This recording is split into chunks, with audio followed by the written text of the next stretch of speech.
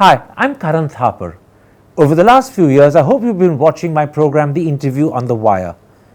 During that period, I've interviewed doctors, politicians, businessmen, scientists, authors, and even the occasional Nobel laureate. For me, it's been exciting. I hope it's been enjoyable for you. But these, as you know, are tough times, and if this program is going to remain bold, independent, and sometimes even defiant, then I think we need your support. At the end of the day, it's a truism, but editorial independence is best defended by the viewers.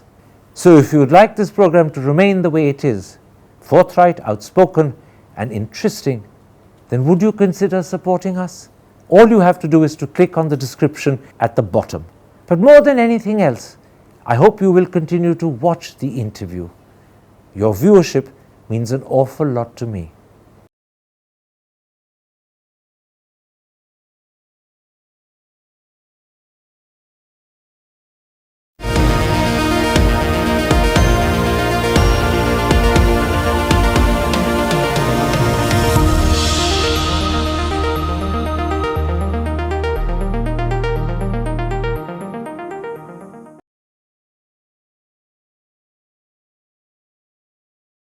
Hello and welcome to a special interview for The Wire. Unless it's extended, today is the last day of the 4-day truce in Gaza, and that raises a critical question: what next? But even if the truce is extended, the same question will occur again when all the hostages have been released. What then? The well-known BBC diplomatic correspondent Paul Adams has been told by Israeli sources what Israel has in mind, and if what he's been told is correct, it's deeply disturbing. Paul Adams says Israel intends to cram over 2 million Gazans into a very small part of the Gaza Strip. It's called al-Mawasi, and it's just 2.5 kilometers wide and only 4 kilometers long. In fact, the director of communications of UNRWA, the UN agency that looks after the relief of Palestinians, Juliet Touma, has said of al-Mawasi, there is nothing there. It is just sand dunes and palm trees. Even the Israeli military spokesperson, Colonel Richard Hecht, has admitted al-Mawasi is going to be dire. And that is an Israeli military source himself saying so. So today we ask, how do Palestinians view the prospect that they could be crammed, all 2 million and more of them, into an area that is just 2 kilometers wide and only 4 kilometers long? Joining me from Ramallah is the professor at the Arab American University of Palestine, Dalal Iriqat. Professor Iriqat, I want to focus our discussion today on Israel's plans for Gaza after the truce ends, and that could possibly happen as early as tomorrow. The BBC says that Israeli officials intend to push 2 million Palestinians in South Gaza into a small strip of land called al-Mawasi, which is just 2.5 kilometers wide and only 4 kilometers long. As I said in the introduction, Juliet Touma, the director of communications of UNRWA, says there is nothing there. It is just sand dunes and palm trees. It lacks essential infrastructure. There are no hospitals, and the vast majority of people will have to live in tents. As a fellow Palestinian, how do you view this prospect for your brothers and sisters in Gaza? Thank you. On the 13th of October 2023, like a week after the war started, there was a leaked Israeli military plan. It specified exactly what the Israeli military intentions are about in Gaza. And it actually laid out 3 options. Option C was about evicting and forcibly displacing the Palestinian people towards the south of Gaza and then suffocating them until they move into Sinai.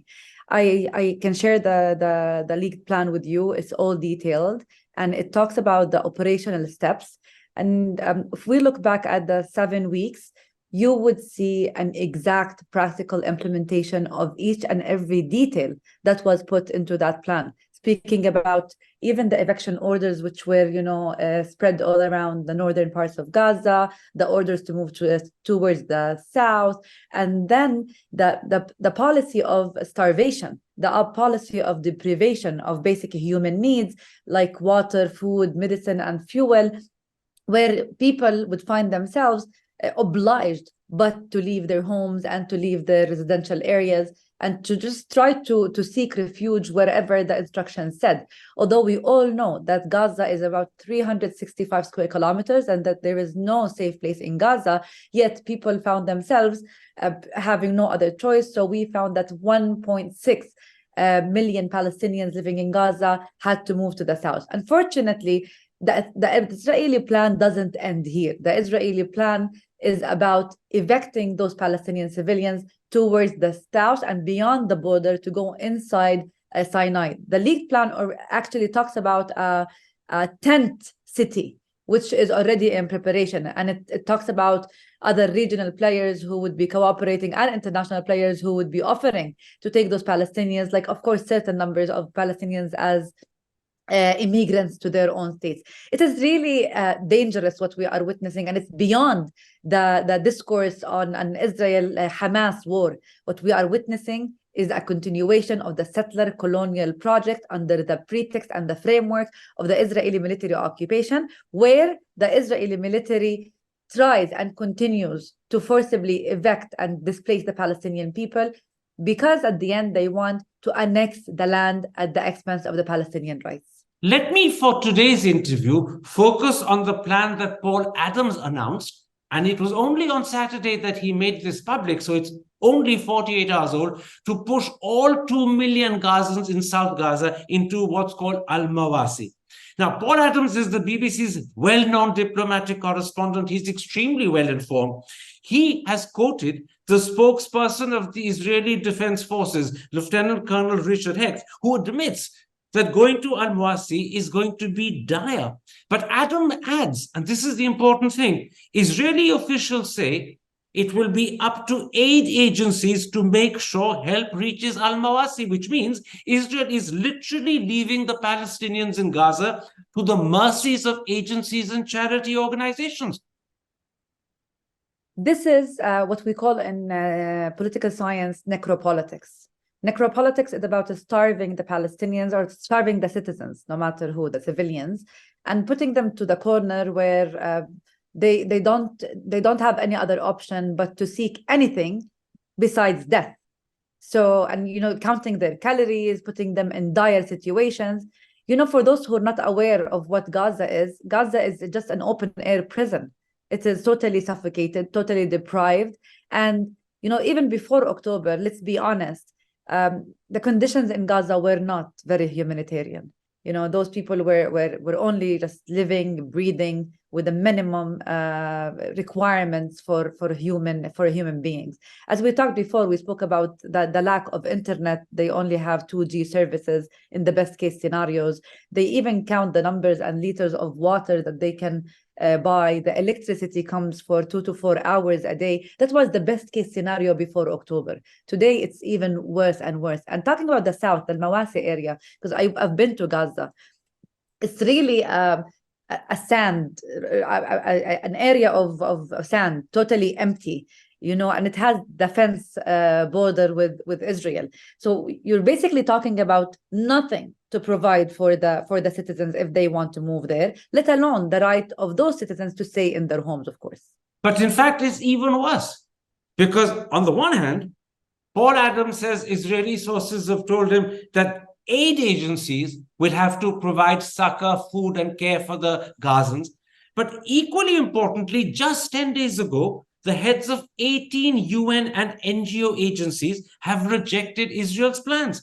They issued a statement which says, and I'm quoting their statement, "We will not participate in the establishment of any safe zone in Gaza." So if Israel does go ahead and pushes all the people, and that's 2 million people, into al-Mawasi, even the aid agencies have said they refuse to help because they don't want to be complicit in any way with what Israel is planning to do. So what will happen to these people? Israel says the aid agencies will look after you. The aid agencies are saying, no, we won't. We don't want to be complicit in what Israel's doing. So these 2 million will be crammed into a small area, 2.5 kilometers by 4, no food, no infrastructure, no hospitals, living in tents.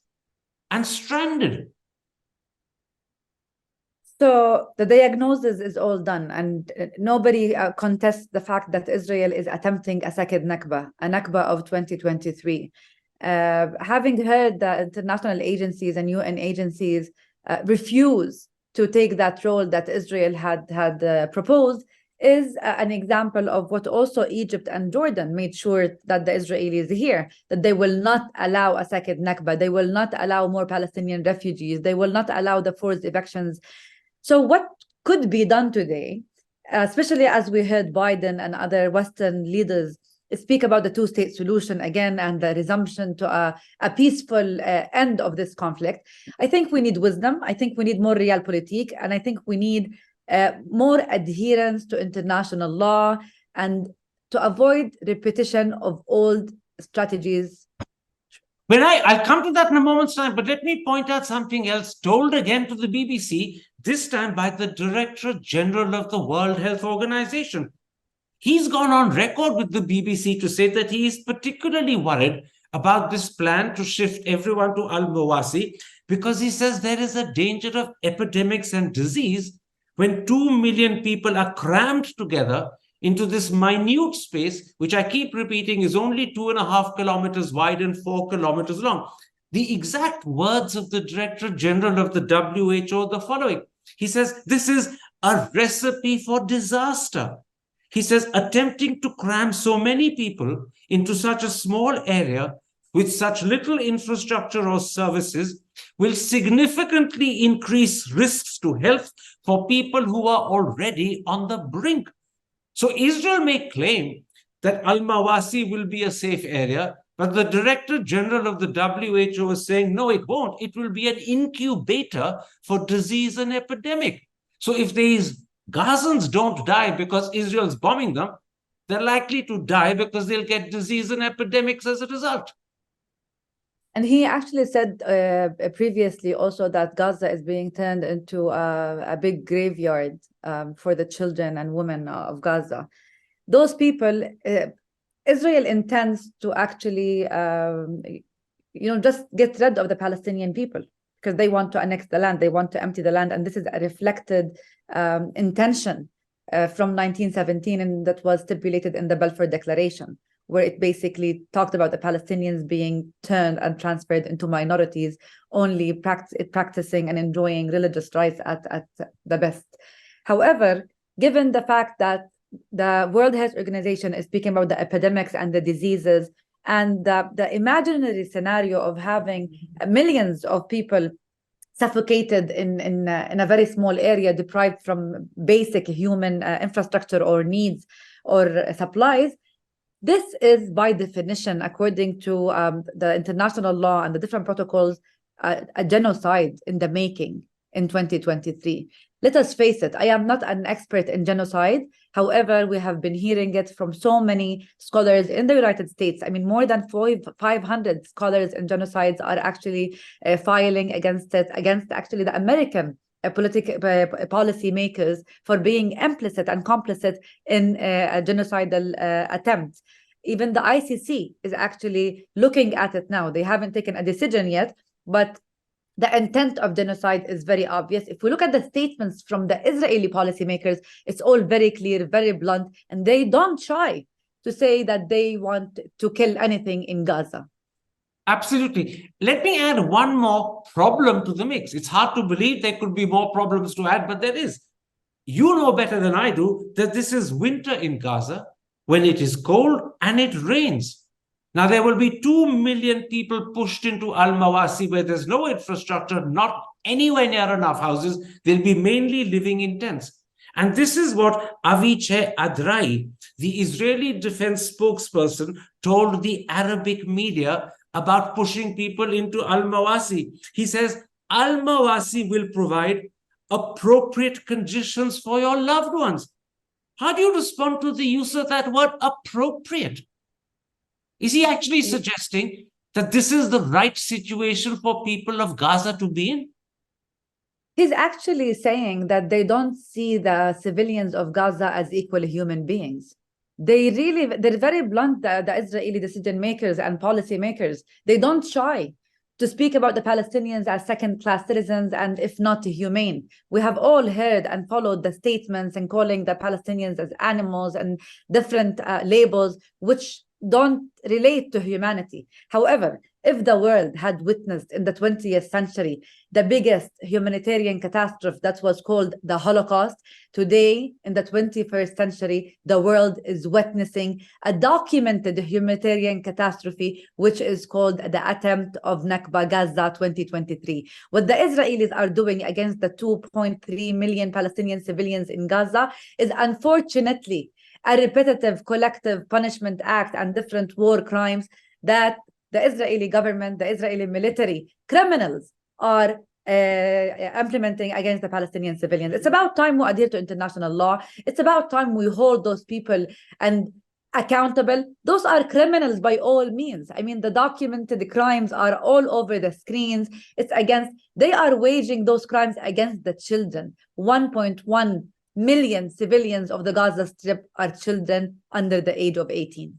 Are you saying, and I'm only asking you to be clear for the sake of the audience, that if this plan, and there's an if there, underline that, but nonetheless, the BBC report, which was long and detailed, has not been denied by Israel. The BBC report has not even been in any way questioned by Israel.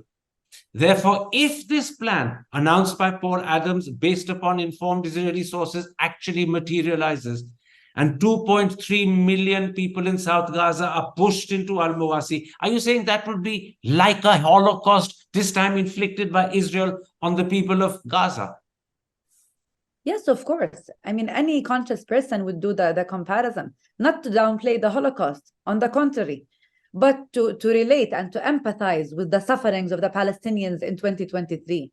In the 21st century, we are witnessing those war crimes not by anecdotes, but by documented videos of the civilians and the children and the women and the hospitals and the mosques and the churches being bombed. The Israelis don't shy to speak about their war crimes against the Palestinians. They are using the pretext of Hamas. However, what brings a little bit of hope to my mind is that at the beginning of this brutal atrocities that are being perpetrated against my own people, the world and the world leaders blindly stood with Israel. Today there is shift. And even the American administration in France and in the UK, in many countries, in Spain, in Belgium, we have seen everybody warning Netanyahu that the death toll number of the Palestinian civilians cannot be tolerated anymore. I'll come to the world leaders in a moment's time, but let me ask if you believe this is really ironical. Israel in the 30s and early 40s, I mean the Jews, not Israel, suffered the worst possible Holocaust imaginable. 6 million were killed by the Nazi regime. But now the irony is what they have in plan, and I underline the word, it's only a plan, for the Gazans in South Gaza by pushing 2 million into al-Mawasi, an area which will be just 2.5 kilometers by 4 kilometers. That is a Holocaust on the Gazans perpetrated by Israel. That's the irony. They suffered and were victims themselves. Now they're doing the same, and you're calling it a Holocaust to the Gazans. Is that right? It is very right, and it is very, very sad. And here we need to distinguish between Zionism and Judaism. And I am waiting for really the real Jewish people of the world who have the Jewish values to call upon their own governments to stop the genocides and the war crimes against humanity that is being perpetrated in the name of Judaism, unfortunately. When we talk about a Holocaust of 2023, everybody should reject it, and to start with the Jewish people of the world. The Jewish people themselves, who had said never again, should say it to all humanity, never again to all humanity, no matter our religion, our color, or our ideology. Those 2.3 million civilians in Gaza are innocent Palestinian civilians, and nobody deserves to terminate, nobody has the right to terminate their lives but God. So I call upon the Jewish people of the world and any conscious citizen of the world to say no bluntly to what Israel is doing, and to try to put some pressure on the Israeli military occupation that needs to end. The Palestinians are suffering from a genocidal attempt in Gaza. Collective punishment had been documented, but also in the West Bank. Also in the West Bank, the numbers of martyrs had reached more than 240 in the past 7 weeks. The numbers of detentions and arrests in the Israeli jails is more than 8,000 civilians in Israeli jails. This cannot be tolerated anymore. More than 700 Palestinian children under the age of 18, those were imprisoned and arrested in very inhumane manner. They were tortured, they were blinded, they were handcuffed. Sure, go ahead. I was just going to say, there's something about the tragedy that is about to befall in an even bigger way on the people of Gaza, which is that it's a repeat of history. I believe the majority of people in Gaza were refugees from the 1948 Nakba. So already they have once been made refugees. And I believe Gaza, before it was bombed to rubble, had something like 8 refugee camps. Now, when Israel, if it goes ahead, and I underline that word if it goes ahead with the plan of pushing everyone into al-Mawasi, these people who were made refugees in 1948 will become refugees a second time. This time, a second lot of people making themselves refugees in an area that they had begun to consider home. It's a double tragedy. It's a repeat of history. And that's why we say history depends on the historian, and that we should be wise enough to learn from the mistakes of history and not to allow them to be repeated in our times. According to the UN and humanitarian agencies that were brought to light after the sufferings of the civilians of the 20th century. So coming again to Gaza, Gaza Strip has 5 governorates. And as you said, more than 8 refugee camps. What the Israelis are doing, and please don't keep saying if, because what we are seeing is basically a translation of a genocidal attempt, of an Nakba 2023, of a repeated same practices against humanity like the 20th century witnessed under the name of the Holocaust. Gaza is being turned into a big refugee camp in 2023. This is what we are all seeing, and we are all watching, and that what we are all obliged to stop and to hold Israel and its criminals accountable for. If the al-Mawasi plan to move everyone into this small area is still to happen, although, as I keep saying, it was reported by someone as eminent as Paul Adams, the diplomatic correspondent to the BBC, and it's never been denied by Israel, and it was reported on Saturday, so Israel's had 2 days to deny it. There is something else that is likely to happen when the truce ends, and this time it's much more likely, and that is the bombing and the airstrikes will begin all over again. Eli Cohen, the Israeli foreign minister, has already accepted that Israel will have only 2-3 weeks to obliterate Hamas, because he then anticipates that the pressure from the world will be so strong, Israel will have to stop. Does that mean that the bombing that we'll see in those 2-3 weeks after the truce ends could be much worse than what we saw over the last 50 days? Now, when Israel begins the war again, it will be desperate to do it quickly and finish it off before the world puts pressure. So will the bombing that follows the end of the truce be worse than what we've seen? Absolutely. Well, I see Netanyahu and the other military commanders as war criminals. They don't care. They're firing, they're killing, they're brutalizing, they're terrorizing the Palestinian civilians. They dare to bomb the hospitals and the churches and the mosques. They don't care about anything. I mean, their acts of genocide and their acts of crimes are blunt and are in light time. However, I also want to touch upon the humanitarian truce. This humanitarian truce is anything but not a humanitarian. We have seen the images coming from Gaza in the past 3 days. We have seen the people trying to fetch the remaining shattered parts of the bodies of their loved ones, or trying to bury the loved ones who were, shattered all around the roads and the rubble, let alone the bodies which are still under the rubble and people seeking and trying to find their missing family members. We have seen the massive destruction of complete neighborhoods.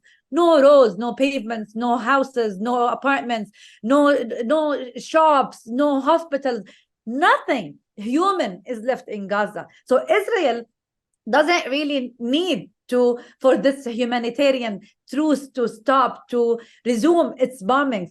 The destruction is already there. The genocide attempt is already documented. But yes, I believe that Netanyahu is still put in a little bit of an embarrassing situation as long as there are Israeli hostages in Gaza. He is obliged to continue with this temporary pauses, not for the sake of the Palestinian humanity, but for the sake of releasing the remaining Israeli hostages in Gaza. But However, what happens, yes, I agree with you. What happens, Professor Iriqat, when all the hostages are released?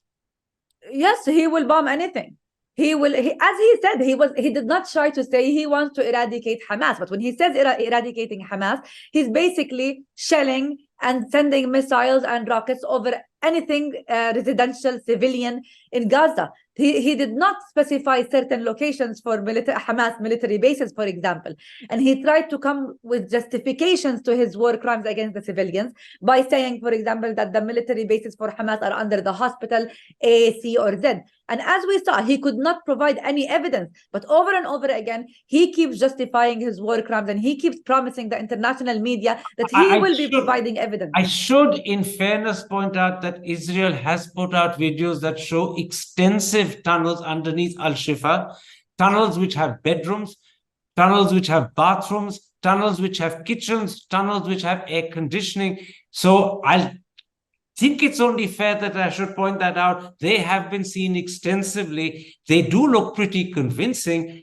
Whether they are actually a command center, we don't know, because there's no equipment there. But the tunnels themselves are very convincing. I should, in fairness, point that out.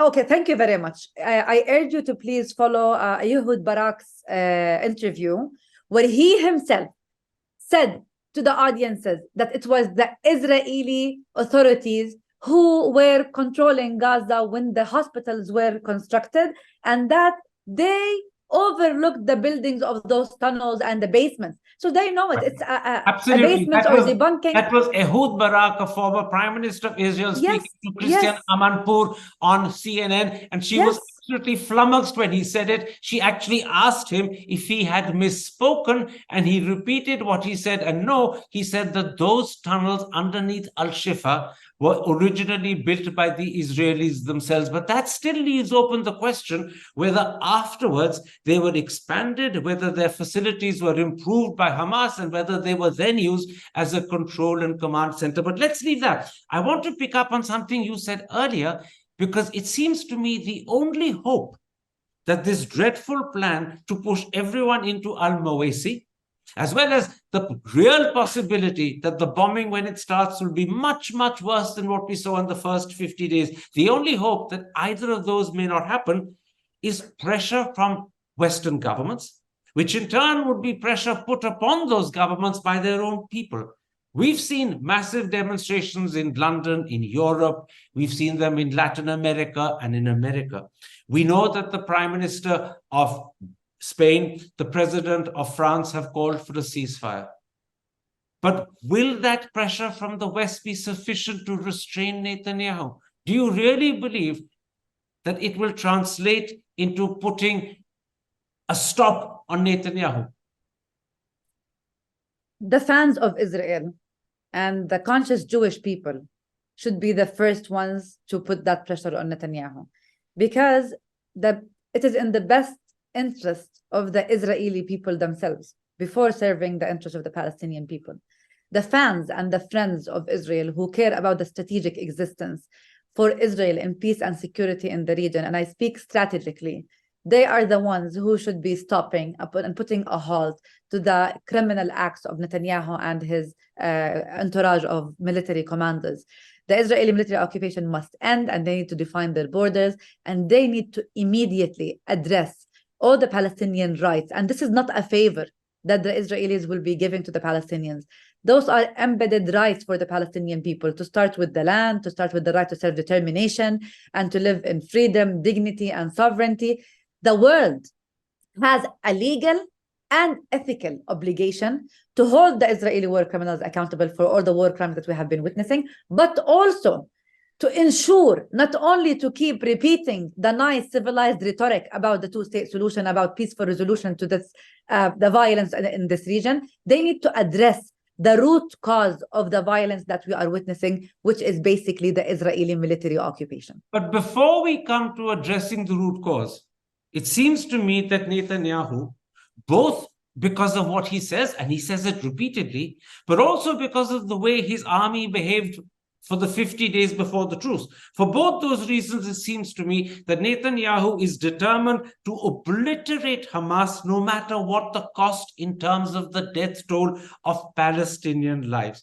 He obviously believes that the end justifies the means, no matter how dreadful the means.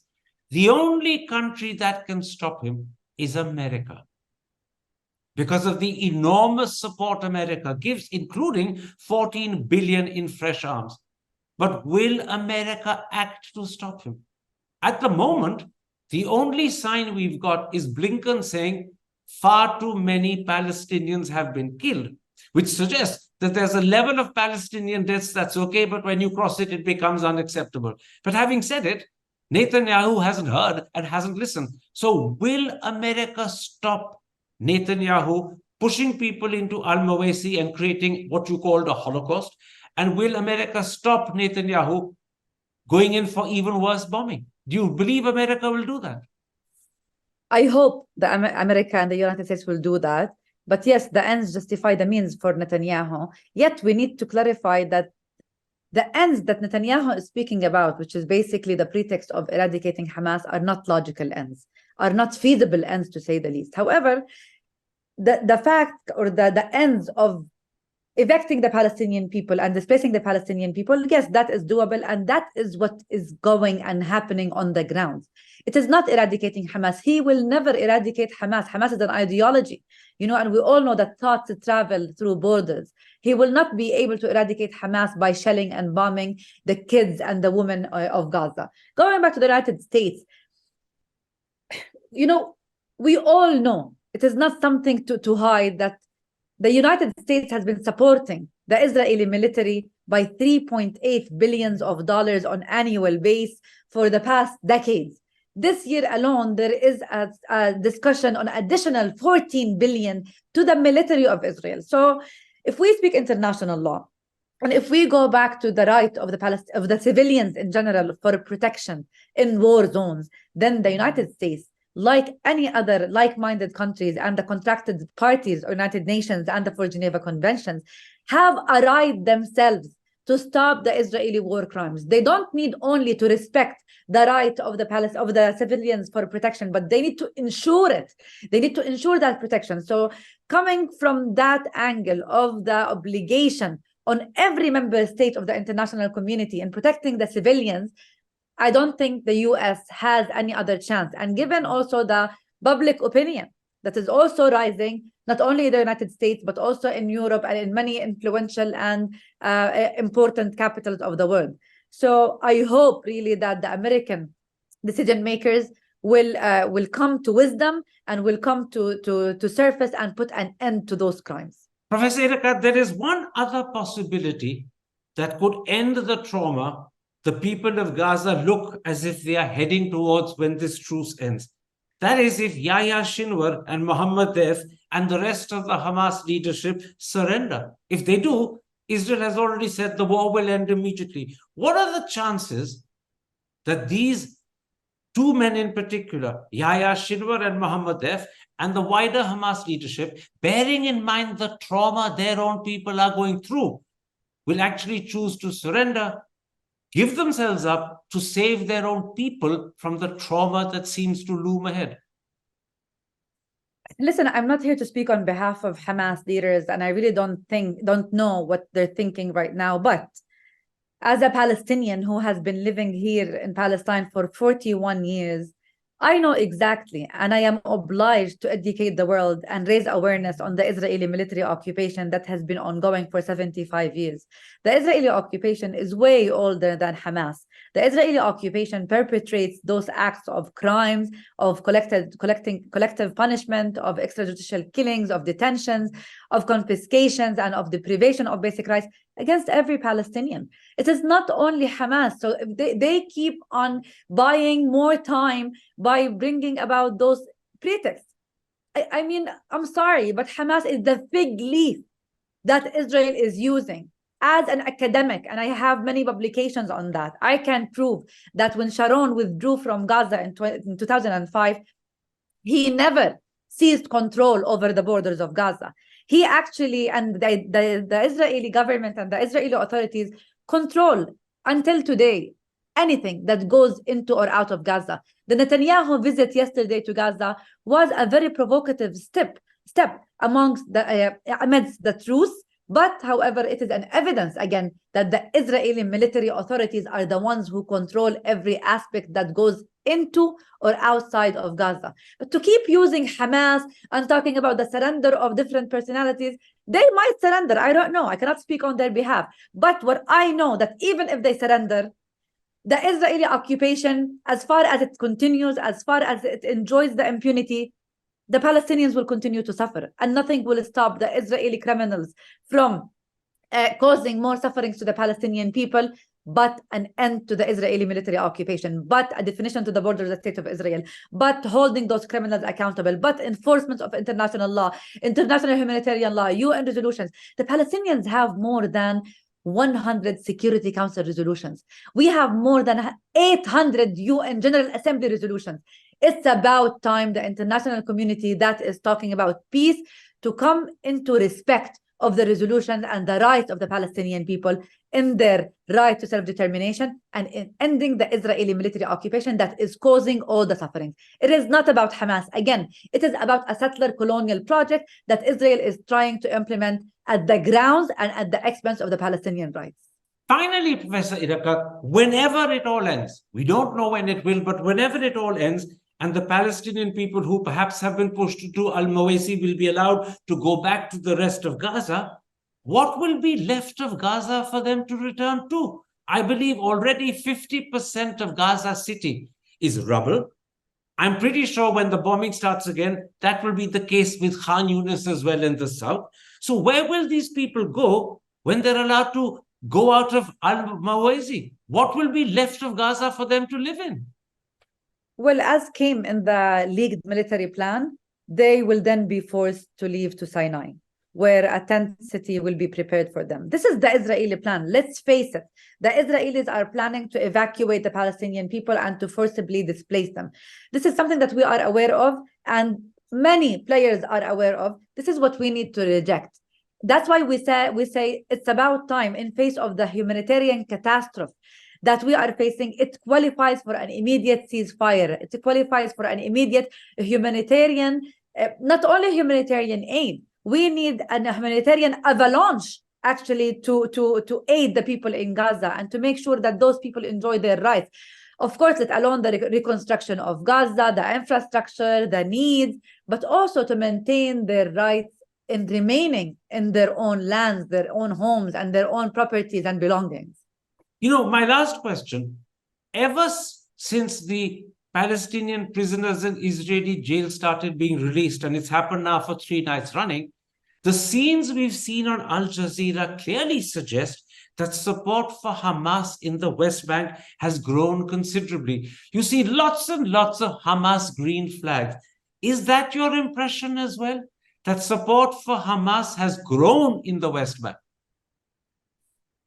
Okay, I live in the West Bank. I live in Ramallah. We are occupied people. For the past 50 days, I haven't been able to leave Ramallah because of the intensified checkpoints, the soldiers, but also because I'm scared of the settler terrorism that is all around. They can shoot, they can kill, they can torture the Palestinian civilians, and unfortunately, they are backed by the Israeli military occupation. Talking about the Hamas popularity, listen, it is not something to hide that the Palestinian people had some starvation for our right of dignity, our right for freedom, our right for liberation. It is not Hamas that had gained the popularity in my analysis. It is our right as people to talk bluntly and to show the world that we have a right to defend ourselves like any other people.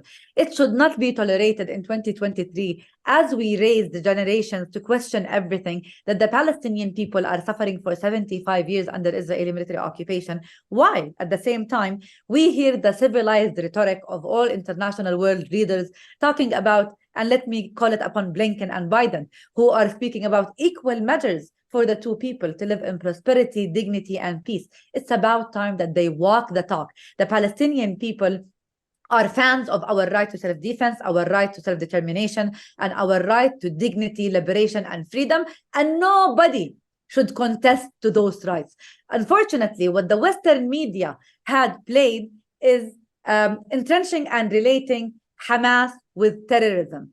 While I would like to remind the people to think about Hamas and the right to self-defense. Self-defense and resistance is an embedded, legitimate right in the international law and the UN resolutions. Professor Iriqat, thank you very much for the time you've given me. Take care, stay safe, and look after yourself. Thank you. Hi, I'm Karan Thapar. Over the last few years, I hope you've been watching my program, The Interview on the Wire. During that period, I've interviewed doctors, politicians, businessmen, scientists, authors, and even the occasional Nobel laureate. For me, it's been exciting. I hope it's been enjoyable for you.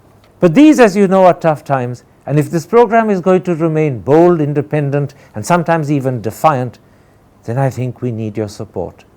At the end of the day, it's a truism, but editorial independence is best defended by the viewers. So if you would like this program to remain the way it is, forthright, outspoken, and interesting, then would you consider supporting us? All you have to do is to click on the description at the bottom.